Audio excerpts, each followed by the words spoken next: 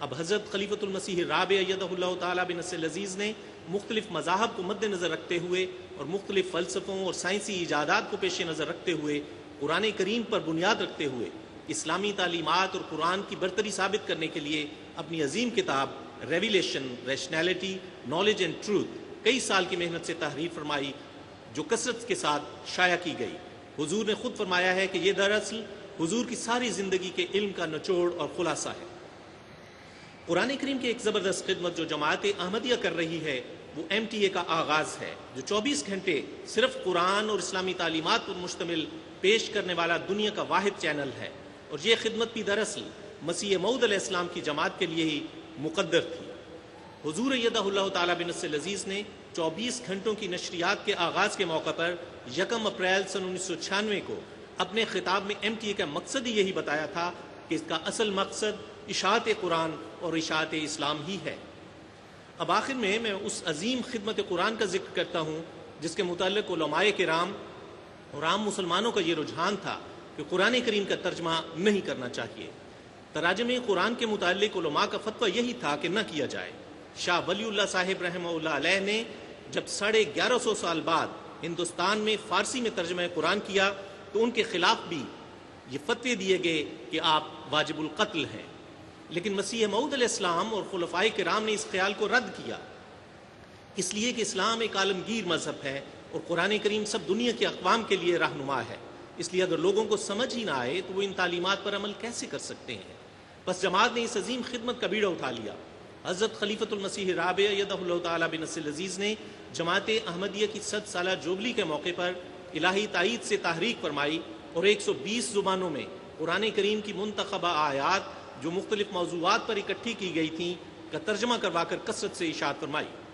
علاوہ ازیں خدا تعالیٰ کی تائید اور فضل سے اب تک جماعت دنیا کی مختلف اہم 54 زبانوں میں قرآن کریم کا مکمل ترجمہ شائع کروا چکی ہے۔ اس سال 2 تراجم شائع ہوئے ہیں، یعنی نیپالی اور سنڈانیز۔ بہت سے احباب نے نیپالی ترجمہ قرآن کے سلسلے میں محنت کی ہے۔ محمد نسیم صاحب نگران نیپال کے علاوہ منیر احمد صاحب حافظ آبادی وکیل اعلیٰ قادیان کی نگرانی میں انگریزی سے یہ ترجمہ ایک قابل پروفیسر صاحب سے کروایا گیا ہے۔ اس کی دہرائی اور چیکنگ عطاء الرحمان صاحب خالد اور عبد المومن صاحب راشد کرتے رہے ہیں۔ انگریزی اور عربی سے موازنے کے لیے مولوی منیر احمد خادم صاحب اور مبشر احمد بٹ صاحب مولوی عطاء الرحمان صاحب خالد کے ساتھ نیپال گئے اور دن رات ایک کر کے محنت سے کام کیا۔ اسی طرح مبلغ انچارج مولوی محمد کلیم خان صاحب کا بھی انہیں بھرپور تعاون رہا۔ سنڈانیز کے بارے میں جو انڈونیشیا کی زبان ہے، ترجمہ قرآن کی باقاعدہ کمیٹی انور احمد صاحب کی نگرانی میں محنت سے کام کرتی ہے۔ 10 پاروں کا ترجمہ 2 جلدوں میں پہلے شائع ہو چکا تھا، اب تیسری اور آخری جلد شائع ہو چکی ہے الحمدللہ۔ اب خدا تعالیٰ کے فضل سے تفسیری نوٹس بھی سنڈانیز میں ترجمہ ہونا شروع ہو چکے ہیں۔ اس کے علاوہ 23 زبانوں میں قرآن کریم کا ترجمہ مکمل ہو چکا ہے، جن کو اس وقت چیک کیا جا رہا ہے۔ ان میں سے بعض میں نقائص کا پتہ چلنے پر ان کا قریباً از سر نو ترجمہ کروایا جا رہا ہے۔ اسی طرح مزید 13 زبانوں میں قرآن کریم کا ترجمہ اس وقت کروایا جا رہا ہے۔ حضور ایدہ اللہ تعالیٰ بنص العزیز نے سن 2003 تک زیادہ سے زیادہ تراجم قرآن مکمل کرنے اور شائع کرنے کا پروگرام بنایا ہے۔ دعا ہے کہ اللہ تعالیٰ حضور کی اس خواہش کو جلد پورا کرنے کی ہمیں توفیق عطا فرمائے۔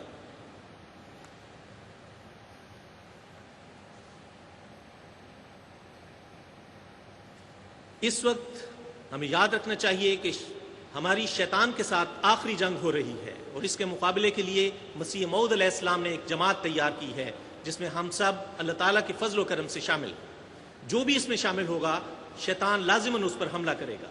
حضرت مسیح موعود علیہ السلام نے فرمایا ہے کہ ہماری جماعت کو چاہیے کہ قرآن کریم کے شغل اور تدبر میں جان و دل سے مصروف ہو جائیں۔ اس وقت قرآن کا ہر ہاتھ میں لو تو تمہاری فتح ہے، اس نور کے آگے کوئی ظلمت ٹھہر نہ سکے گی۔ بس اے امام وقت کے درخت وجود کی سرسبز شاخوں، آج دنیا ہزاروں قسم کی ظلمتوں اور تاریکیوں میں ڈوبی ہوئی ہے۔ تم نے ان تاریکیوں اور ظلمتوں کو نور میں بدلنا ہے۔ قرآن کا آسمانی اور نورانی ہر ہاتھ میں لو اور ان تاریکیوں کو روشنیوں میں بدل کے رکھ دو۔ خدا ہمیں اس کی توفیق عطا فرمائے۔ میری گزارشات کا دوسرا حصہ بھی دراصل قرآن کریم کے ساتھ ہی ملا ہوا ہے، یعنی مختلف زبانوں میں کتب اور لٹریچر کی تیاری۔ دوران سال اسلامی اصول کی فلسفی کتاب کے 2 مزید تراجم بوسنین اور ازبک شائع کروائے گئے۔ اس طرح اسلامی اصول کی فلسفی کے اب تک 49 زبانوں میں تراجم شائع ہو چکے ہیں۔ دوران سال مختلف 35 زبانوں میں 137 کتب اور فولڈرز تیار کروائے گئے، جبکہ مختلف 15 زبانوں میں 76 کتب اور فولڈرز کے تراجم پر کام ہو رہا ہے۔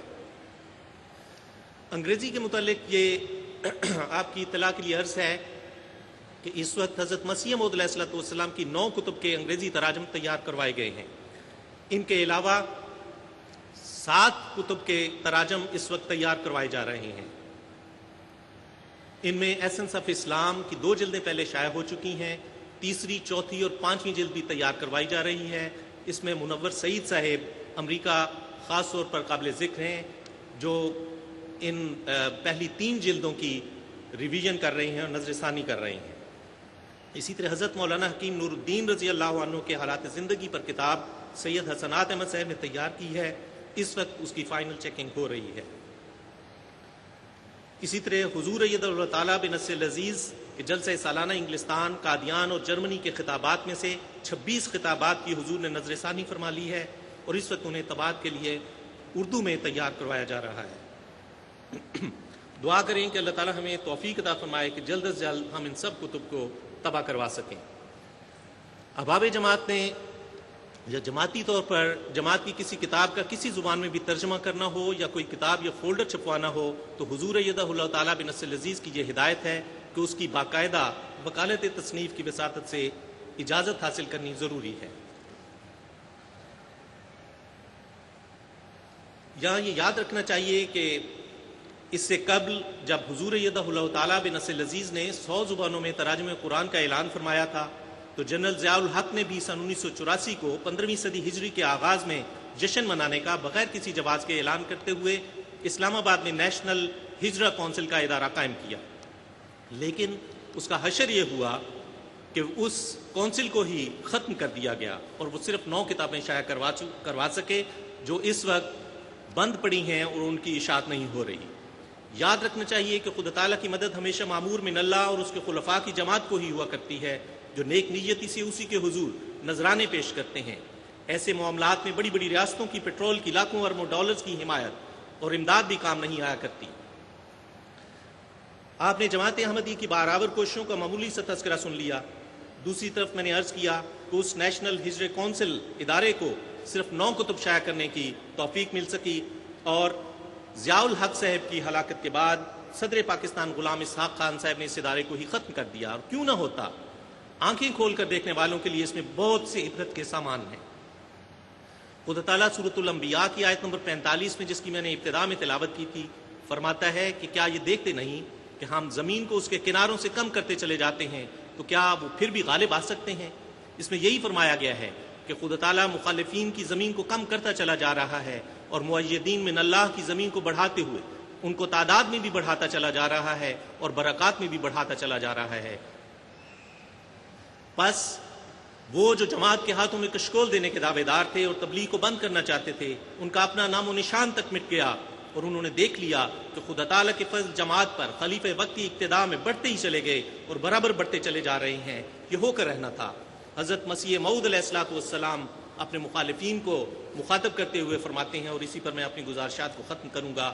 آپ فرماتے ہیں، یاد رکھیں کہ اگر آپ اس قدر دعائیں کریں کہ زبانوں میں زخم پڑ جائیں، اور اس قدر رو رو کر سجدوں میں گریں کہ ناک گھس جائیں، اور آنسوؤں سے آنکھوں کے حلقے گل جائیں، اور پلکیں جھڑ جائیں، اور کثرت گریہ و زاری سے بینائی کم ہو جائے، اور آخر دماغ خالی ہو کر مرگی پڑنے لگے یا مالی خلیہ ہو جائے، تب بھی وہ دعائیں سنی نہیں جائیں گی، کیونکہ میں خدا سے آیا ہوں۔